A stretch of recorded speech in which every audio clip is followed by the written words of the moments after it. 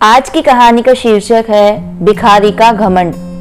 एक बहुत अमीर आदमी ने रोड के किनारे एक भिखारी से पूछा, तुम भीख क्यों मांग रहे हो जबकि तुम तंदुरुस्त हो? भिखारी ने जवाब दिया, मेरे पास महीनों से कोई काम नहीं है। अगर आप मुझे कोई नौकरी दें तो मैं अभी से भीख मांगना छोड़ दूं। अमीर मुस्कुराया और कहा, मैं तुम्हें कोई नौकरी तो नहीं दे सकता, लेकिन मेरे पास इससे भी अच्छा कुछ है। क्यों नहीं तुम मेरे बिजनेस पार्टनर बन जाओ? भिखारी को उसके कहे पर यकीन नहीं हुआ। ये आप क्या कह रहे हैं? क्या ऐसा मुमकिन है? हाँ, मेरे पास एक चावल का प्लांट है। तुम चावल बाजार में सप्लाई करो और जो भी मुनाफा होगा उसे हम महीने के अंत में आपस में बांट लेंगे। भिखारी के आंखों से खुशी के आंसू निकल पड़े। आप मेरे लिए जन्नत के फरिश्ते बनकर आए हैं, मैं किस कदर आपका शुक्रिया अदा करूं।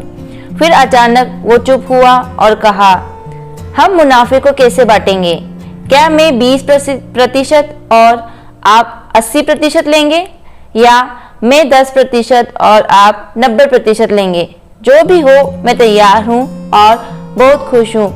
अमीर आदमी ने बड़े प्यार से उसके सर पर हाथ रखा। मुझे मुनाफे का केवल 10% चाहिए, बाकी 90% तुम्हारा, ताकि तुम तरक्की कर सको। भिखारी अपने घुटने के बल गिर पड़ा, रोते हुए बोला, आप जैसा कहेंगे मैं वैसा ही करूँगा। मैं आपका बहुत शुक्रगुजार हूँ। और अगले दिन से भिखारी ने काम शुरू कर दिया। उम्दा चावल और बाजार से सस्ते, और दिन रात मेहनत से बहुत जल्द ही उसकी बिक्री काफी बढ़ गई। रोज ब रोज तरक्की होने लगी। और फिर वो दिन भी आया जब मुनाफा बांटना था, और वो 10% भी अब उसे बहुत ज्यादा लग रहा था। उतना उस भिखारी ने कभी सोचा भी नहीं था। अचानक एक शैतानी ख्याल उसके दिमाग में आया, दिन रात मेहनत मैंने की है और उस अमीर आदमी ने कोई काम भी नहीं किया सिवाय मुझे अवसर देने के। मैं उससे ये 10% क्यों दूं? वो इसका हकदार बिल्कुल भी नहीं है। और फिर वो अमीर आदमी अपने नियत समय पर मुनाफे में अपना हिस्सा 10% वसूलने आया। और भिखारी ने जवाब दिया, अभी कुछ हिसाब बाकी है, मुझे यहाँ नुकसान हुआ है, लोगों से कर्ज की अदायगी बाकी है। ऐसे शक्लें बनाकर उस अमीर आदमी को हिस्सा देने से टालने लगा।